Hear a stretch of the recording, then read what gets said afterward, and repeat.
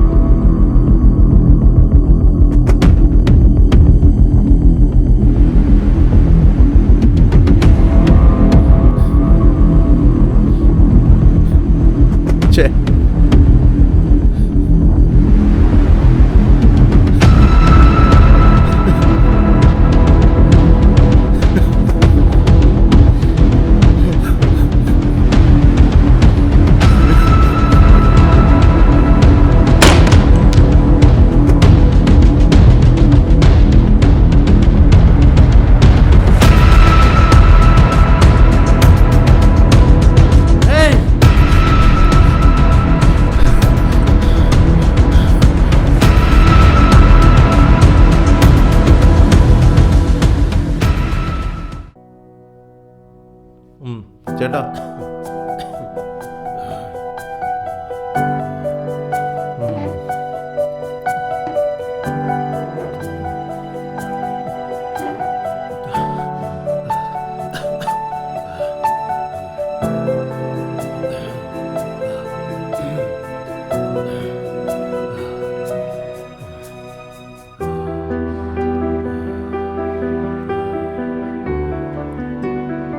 അല്ല ഏട്ടാ, തൂങ്ങിച്ചാൻ മാത്രം ഇപ്പം എന്താ പ്രശ്നം? എന്തൊക്കെയോ പ്രശ്നങ്ങളുണ്ടെന്ന് അറിയാമായിരുന്നു. പക്ഷെ നമ്മൾ തുറന്നു പറയണ്ടേ? എന്നാലല്ലേ നമുക്ക് പരിഹാരം കാണാൻ പറ്റത്തുള്ളൂ. കോവിഡ് സമയത്ത് എൻ്റെ ജോലി നഷ്ടപ്പെട്ടതാ. പിന്നെയും തട്ടിയും മുട്ടിയും ഒരു ചെറിയ ജോലി ശരിയായി. ഇപ്പോൾ അതും നഷ്ടപ്പെട്ടു. അപ്പോൾ വേറെ ജോലിക്ക് ശ്രമിച്ചുകൂടായിരുന്നോ? വയസ്സായ എനിക്ക് ആരാടോ ജോലി വരുന്നത്? കിട്ടുന്ന ജോലിയാണെങ്കിലോ ചെറിയ ശമ്പളം മാത്രം. കുട്ടികളുടെ പഠിത്തം, ബാങ്ക് ലോൺ ഒന്നിനും തികയുന്നില്ലല്ലോ. ഇപ്പോഴും അവരെടുന്ന് വിളിച്ചോണ്ടിരിക്കും. ഞാൻ എന്താ ചെയ്യാ? അതുകൊണ്ട് ആരോടും പറയാതെ ചാകാമെന്ന് വിചാരിച്ചോ? അതുകൊണ്ട് പ്രശ്നങ്ങളെല്ലാം തീരുവോ? എന്നെ പോലുള്ള സുഹൃത്തുക്കളാണോ എന്നെ സഹായിച്ചത്? ഇനി എനിക്ക് വയ്യണം. ചേട്ടാ, പ്രശ്നങ്ങൾ വരുമ്പം ചാകാൻ വളരെ എളുപ്പമാണ്. പക്ഷെ നിങ്ങളെ സ്നേഹിക്കുന്നവരെ പറ്റി നിങ്ങൾ ഓർത്തോ?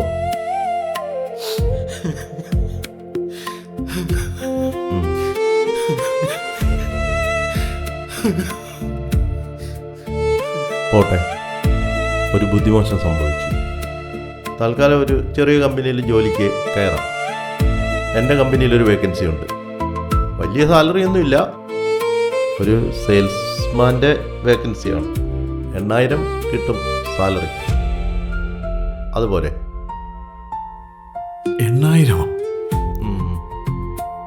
എടോ, ഇതിനു മുമ്പുള്ള കമ്പനിയിൽ എനിക്ക് 5,500 ഉണ്ടായിരുന്നു. അതാണ്. ഇപ്പം ഞാൻ വരാൻ താമസിച്ചായിരുന്നല്ലോ.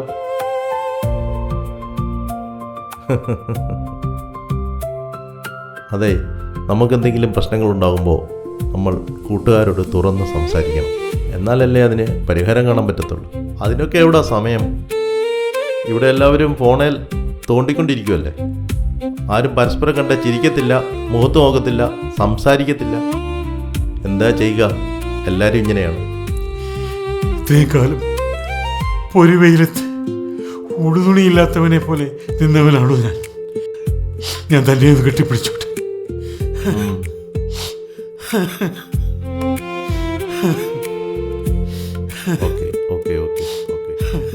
ജീവിതം അവസാനിപ്പിക്കാൻ ഒരു നിമിഷം മതി.